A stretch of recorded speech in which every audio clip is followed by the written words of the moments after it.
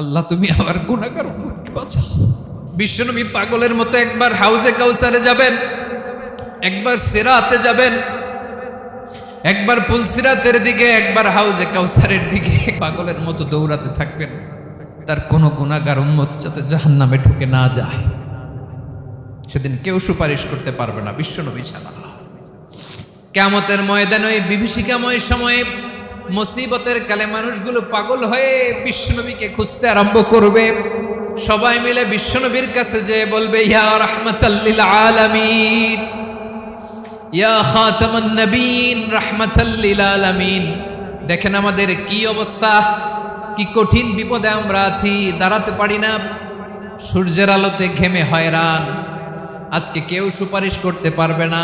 সব নবীরা অপারগতা স্বীকার করেছে, তারা বলেছে আপনি ছাড়া কেউ নাকি আল্লাহর সামনে দাঁড়াতে পারবেন না, আপনি একটু সুপারিশ করেন। বিশ্বনবী বলবেন, আসো আসো, আজকের দিনে আমি ছাড়া আল্লাহর সামনে কেউ দাঁড়াতে পারবে না। বিশ্বনবী মাকামে মাহমুদে যে আল্লাহু আকবার বলে সিজদায় লুটিয়ে পড়বেন, আল্লাহ রাব্বুল আলামিন বিশ্বনবীকে এমন কিছু চমৎকার শব্দ শিখাবেন, ওই শব্দগুলো দিয়ে আল্লাহর প্রশংসা করে বিশ্বনবী কাঁদতে আরম্ভ করবেন। বিশ্বনবী এমন ভাবে অজর দ্বারায় সিজদায় লুটিয়ে পড়ে কাঁদবেন, রব্বুল আলামিনের রহমতের দরিয়ায় জোশ লেগে যাবে। রব্বুল আলামিন এই দৃশ্য থেকে সহ্য করতে পারবেন না। রব্বুল আলামিন বলবেন, ইয়া মুহাম্মদ ইরফা রাসাক, ও নবী আপনি মাথা তোলেন, মাথা তোলেন, আপনার কান্না আমি সহ্য করতে পারি না। নবী আপনি মাথা তোলেন, সাল তুতা, আজকে আপনি যা চাবেন তাই দেব। নবী আপনি সিজদা থেকে মাথা তুলেন, সাল তুতা, যা চাবেন তাই দেব। ওয়াশফা তুশাফা, যার জন্য সুপারিশ করবেন তার সুপারিশ কবুল করে নেব। বিশ্বনবী এবার মাথা তুলবেন। যে বিভীষিকাময় সময়ে প্রত্যেক নবী বলেছেন আমি পারবো না, প্রত্যেক নবী বলেছেন নফসি নফসি, আমার কি হবে আমি জানি না, আল্লাহ আমারে বাঁচাও। প্রতিটি নবী বলবে নফসি নফসি, আল্লাহ তুমি আমারে বাঁচাও, আমারে বাঁচাও। বিশ্বনবী মাথা তুলবেন, তুলে বলবেন রব্বি হাবলি উম্মতি, আল্লাহ তুমি আমার গুনাহগার উম্মতকে বাঁচাও। এই দুনিয়ার বুকে রব্বুল আলামিন সব নবীকে একটা করে দাওয়া মুস্তাজাবা দিয়েছেন, মানে যে দোয়া করলে কবুল হয়ে যায় সাথে সাথেই। দাও বিহা, দুনিয়ার সব নবীরা ওই দোয়াটা দুনিয়ায় করে ফেলেছে। সব নবীকে আল্লাহ একটা করে দোয়া দিয়েছেন, নবী দোয়া করলেই কবুল। সব নবীরা ওই দোয়া করে ফেলেছে দুনিয়াতে। বিশ্বনবী বলেন আমি করি নাই। ওয়া ইন্নী আখতাবিউ দাওয়াতি শাফাআতান লি উম্মতি ইয়াউমাল কিয়ামাহ, আমার ওই স্পেশাল দোয়াটা আমি দুনিয়ার বুকে কঠিন বিপদে পড়েও কোনোদিন করি নাই। আমি আমার স্পেশাল দোয়াটা কিয়ামতের দিন আমার গুনাহগার উম্মতকে সুপারিশের জন্য রেখে দিয়েছি। আল্লাহ বলবেন নবী ইরফা রাসাক, মাথা তোলেন, আর কাটবেন না।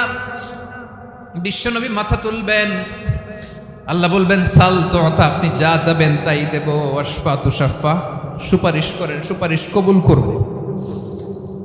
বিশ্বনবী বলবেন আল্লাহ ওই স্পেশাল দোয়াটা দুনিয়াতে করি নাই, আজকে আমি তোমার দরবারে দাঁড়িয়ে কিয়ামতের দিন ওই দোয়াটা করছি। আল্লাহ আমার যে উম্মতের হৃদয়ে যাররা পরিমাণ ঈমান আছে, আমার একটা উম্মতকেও তুমি জাহান্নামে ঢুকাতে পারবা না। বিশ্বনবী পাগলের মতো একবার হাউজে কাউসারে যাবেন, একবার সিরাতে যাবেন, একবার পুলসিরাতের দিকে, একবার হাউজে কাউসারের দিকে পাগলের মতো দৌড়াতে থাকবেন, তার কোনো গুনাহগার উম্মত যাতে জাহান্নামে ঢুকে না যায়। সেদিন কেউ সুপারিশ করতে পারবে না বিশ্বনবী ছাড়া। এজন্য 5 নম্বর আল্লাহ বললেন মান যাল্লাযী ইয়াশফাউ ইনদাহু ইল্লা বিইযনিহি, কার সাহস আছে, কার এত বড় বুকের পাটা কিয়ামতের কঠিন দিন আল্লাহর সামনে দাঁড়িয়ে সুপারিশ করবে? কারো ক্ষমতা নেই, কারো ক্ষমতা নাই। বিশ্বনবী সেদিন সিজদায় পড়ে উম্মতের জন্য কাঁদবেন, সবাই কাঁদবে নফসি নফসি, আল্লাহ আমারে বাঁচাও, আল্লাহ আমারে বাঁচাও। বিশ্বনবী বলবেন উম্মতি উম্মতি, বিশ্বনবী আমার জন্য কাঁদবেন, আপনার জন্য কাঁদবেন, আমাদের জন্য সেদিন কেঁদে কেঁদে জাহান্নামের দরজায় দাঁড়িয়ে আমাদেরকে টেনে টেনে জান্নাতে ঢুকাবেন। এজন্য এই বিশ্বনবীর ভালোবাসা যেন আমাদের হৃদয়ে ভরপুর থাকে। আমার ভাইয়েরা, প্রতি শুক্রবার বিশ্বনবীর উপরে বেশি বেশি যেন আমরা দুরূদ পড়ি। আমরা যখন বিশ্বনবীর সালাম দেই, দুরূদ পড়ি, একদল স্পেশাল ফেরেশতা আছে যারা বিশ্বনবীর দুরূদটা নিয়ে সরাসরি বিশ্বনবীর রওজায় যায়, যে বলে অমুকের বেটা অমুক আপনারে সালাম দিয়েছে। বিশ্বনবী নিজ কবরের থেকে নিজেই সালামের উত্তর দেয়। বিশ্বনবীর ভালোবাসা যেন আমাদের হৃদয়ে থাকে, বিশ্বনবীর সুন্নাহ দিয়ে যেন আমাদের জীবনটাকে সাজাই। পারা যাবে ইনশাআল্লাহ। বিশ্বনবীর ভালোবাসা ছাড়া কেউ জান্নাতে ঢুকতে পারবে? বিশ্বনবীর পক্ষে আমরা বলব, বিশ্বনবীর পক্ষে আমরা লিখব, বিশ্বনবীর জন্য আমরা আমাদের কলিজার রক্ত বিলিয়ে দিব, ঠিক কিনা বলেন? সেদিন বিশ্বনবী ছাড়া কেউ সুপারিশ করতে পারবে না। 5 নম্বর আল্লাহ বললেন, মান যাল্লাযী ইয়াশফাউ ইনদাহু ইল্লা বিইذনি, কে আছে সুপারিশ করবে আল্লাহর সামনে? আর আপনি আপনার বাবার দরবারে যে সেজদা দেন, হ্যাঁ, ইব্রাহিম আলাইহিস সালাম থারথার করে কাঁপবে আর বলবে নাফসি নাফসি, আল্লাহ আমারে বাঁচাও। মুসা আলাইহিস সালাম থারথার করে কাঁপবে, আল্লাহ নাফসি নাফসি, আমারে বাঁচাও। আর আপনি পীরের দরবারে যে সেজদা দেন, কোথায় আছেন আপনি? খবরদার, কেউ বাঁচাতে পারবে না। যাকে ইল্লা আল্লাহ যাকে অনুমতি দেন, বিশ্বনবীকে দিবেন, নবীদেরকে দিবেন, এরপরে আল্লাহ তার স্পেশাল ওয়ালিদেরকে, মুত্তাকিনদেরকে, শহীদদেরকে, সিলেক্টেড বান্দাদেরকে দিবেন। কিন্তু কাকে দিবেন, কার জন্য দিবেন, দুনিয়ার কেউ জানে না একজন ছাড়া, তিনি কে? আল্লাহর ওয়ালিদেরকে, নেককার লোকদেরকে আল্লাহ সুপারিশের অনুমতি দিবেন। কিন্তু আপনি যারে মানেন, যার পায়ে সেজদায় লুটিয়ে পড়ে থাকেন, তারে যে আল্লাহ দিবেন, এটার কোনো গ্যারান্টি আছে? কথা বলেন। এজন্য জপতে হবে একজনের নাম, আওয়াজ করে বলুন, তিনি কে? আয়াতুল কুরসির 5 নাম্বার কথা হচ্ছে, সেদিন কেউ কারো উপকারে আসবে না, সুপারিশ করার সুযোগ পাবে না, আল্লাহ যাকে অনুমতি দেয় তিনি ছাড়া। আল্লাহ যদি কাউকে দয়া করে অনুমতি দেয় তাহলে করতে পারবে, তাহলে পারবে। সেই কিয়ামতের দিনটা বড্ড ভয়ঙ্কর, কেউ সুপারিশ করার সাহস পাবে না। আরে আমার অবস্থা কি আমি জানি না, আমি আবার কারোর জন্য সুপারিশ করব? কথা বুঝেন নাই? আমার কি হবে আমি জানি, তা আমি আরেকজনের নিয়ে টেনশন করার সুযোগ কোথায়? ইয়া নাফসি ইয়া নাফসি, আল্লাহ আমারে বাঁচাও, আমারে বাঁচাও, আমারে বাঁচাও। কাঁদতে কাঁদতে মানুষ হয়রান হয়ে যাবে, এ নাকি আবার আরেকজনের বাঁচাবে। বিশ্বনবী বলেন, বিশ্বনবী একবার ছাগলের রান খাচ্ছিলেন, রান খেতে খেতে বিশ্বনবী বলেন, আনা সাইয়্যিদুন নাসি ইয়াউমাল কিয়ামাহ, আমি কিয়ামতের দিন সর্বশ্রেষ্ঠ হব, মানুষের মধ্যে সর্বশ্রেষ্ঠ সেরা আমি বিশ্বনবী। আলহামদুলিল্লাহ পড়েন।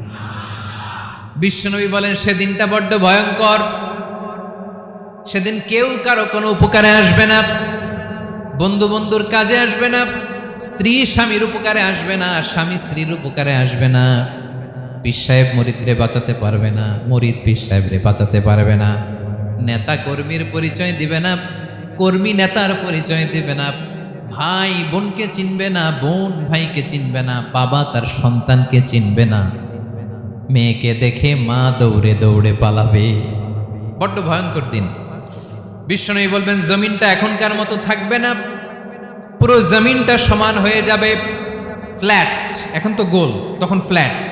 সবাই এক জমিনের উপরে দাঁড়াবে, সূর্যটা মাথার কাছে চলে আসবে, সূর্যের গরমে মানুষের মাথার মগজ গলে গলে কানের ছিদ্র, নাকের ছিদ্র দিয়ে বেয়ে বেয়ে পড়বে। আহ, সবাই হয়রান, পেরেশান, ক্লান্ত শ্রান্ত। মানুষগুলো বলবে বাঁচার কোনো উপায় নাই।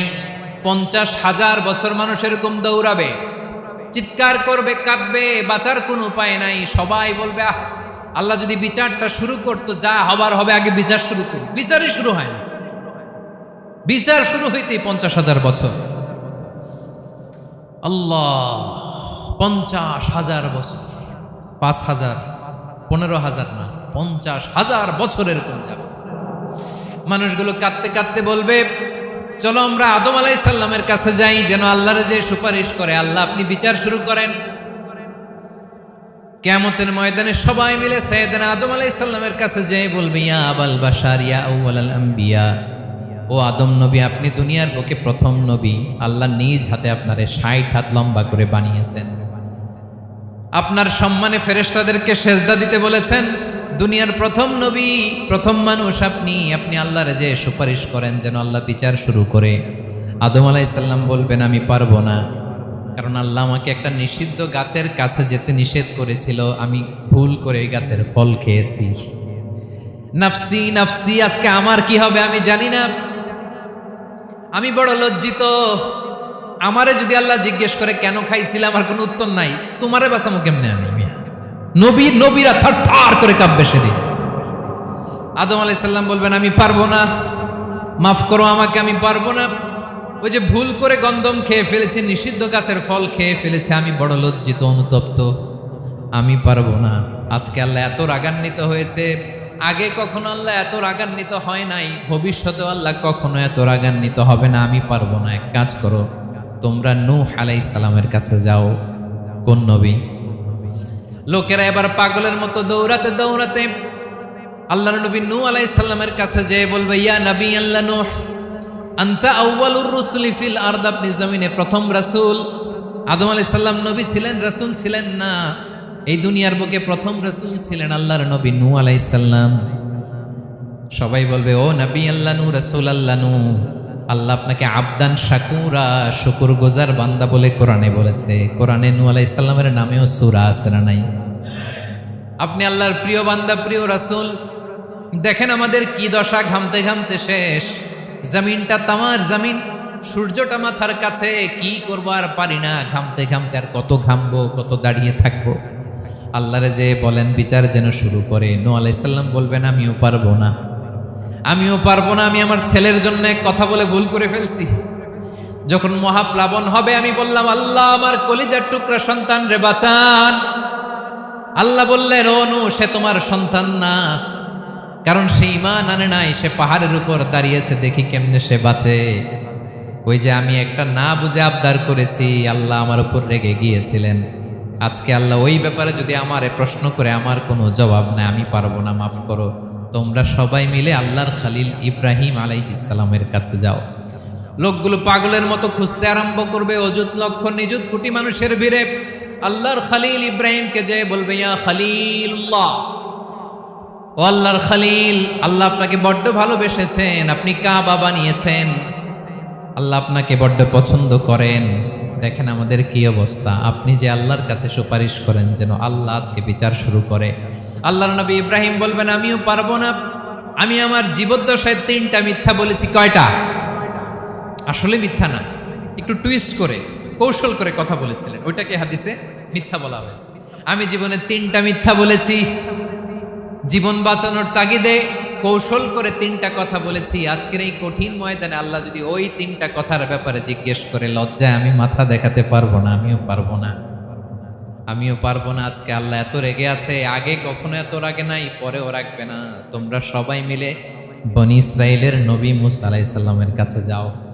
সবাই এবার যাবে মূসা আলাইহিস সালামের কাছে, যেয়ে বলবে ইয়া নবী আল্লাহ মূসা, আপনি ছিলেন কালিমুল্লাহ, আল্লাহর সাথে সরাসরি কথা বলতেন।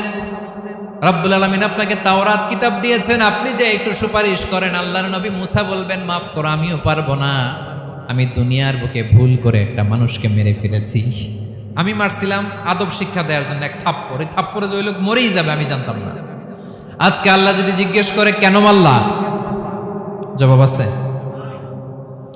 ওই লজ্জায় আমি অনুতপ্ত, আমি পারবো না, আমার এই কথা বলো না। আজকে আল্লাহ বড্ড রেগে আছে, আমি পারবো না। তোমরা আল্লাহর নবী ঈসা আলাইহিস সালামের কাছে যাও। কিয়ামতের ময়দানে মানুষগুলো পাগল পাড়া হয়ে আল্লাহর নবী ঈসা আলাইহিস সালামের কাছে যাবে, যে বলবে নবী ঈসা আপনি রূহুল্লাহ, বাবা ছাড়া আল্লাহ আপনাকে বানিয়েছেন, ইনজিল কিতাব দিয়েছেন, মৃত মানুষকে আপনি জীবিত করতে পারতেন। আজকের এই কঠিন বিপদের দিনে আপনি আমাদের সাহায্য করেন। আল্লাহর কাছে যে বলেন যেন বিচার শুরু করে। ঈসা আলাইহিস সালাম বলবেন আমিও পারবো না, ইন্নী উবিদতু মিন দুনিল্লাহ, আমার উম্মত খ্রিস্টানেরা আল্লাহরে বাদ দিয়ে আমি ঈসার ইবাদত করেছে। আমার মা ম্যারি আর আমাকে ডাকতো জেসাস ক্রাইস্ট, আমার ইবাদত করেছে। যদিও আমি আমার ইবাদত করতে বলি না, ঈসা আলাইহিস সালামও ইবাদত করতে বলেছেন একজনের, তিনি কে? আল্লাহ নবী সাল্লাল্লাহু আলাইহি সাল্লাম বলবেন আমিও পারবো না, আজকে আল্লাহ অনেক রেগে আছে, আমি পারবো না, তবে একটা পরামর্শ দিতে পারি, একটা সাজেশন দিতে পারি। আজকের দিনে এই কঠিন মুসিবতের কালে, এই কঠিন সময়ে কেউ আল্লাহর দরবারে দাঁড়িয়ে একটা টু শব্দ করার ক্ষমতা কারো নাই, একমাত্র আখিরি জামানার পয়গাম্বর বিশ্বনবী মুহাম্মদুর রাসূলুল্লাহ ছাড়া। মানুষগুলো এবার আগুনের মধ্যে পানি দিলে যেমনি আগুন নিভে যায়, দাউ দাউ করা হৃদয়ে জ্বলন্ত আগুন তাদের ঠান্ডা হবে। কিয়ামতের ময়দানে ওই বিভীষিকাময় সময়ে মুসিবতের কালে মানুষগুলো পাগল হয়ে বিশ্বনবীকে খুঁজতে আরম্ভ করবে। সবাই মিলে বিশ্বনবীর কাছে যেয়ে বলবে ইয়া রাহমাতাল লিল আলামিন, ইয়া খাতামান নবীন, রাহমাতাল লিল আলামিন। দেখেন আমাদের কি অবস্থা, কি কঠিন বিপদে আমরা আছি, দাঁড়াতে পারি না, সূর্যের আলোতে ঘেমে হয়রান। আজকে কেউ সুপারিশ করতে পারবে না।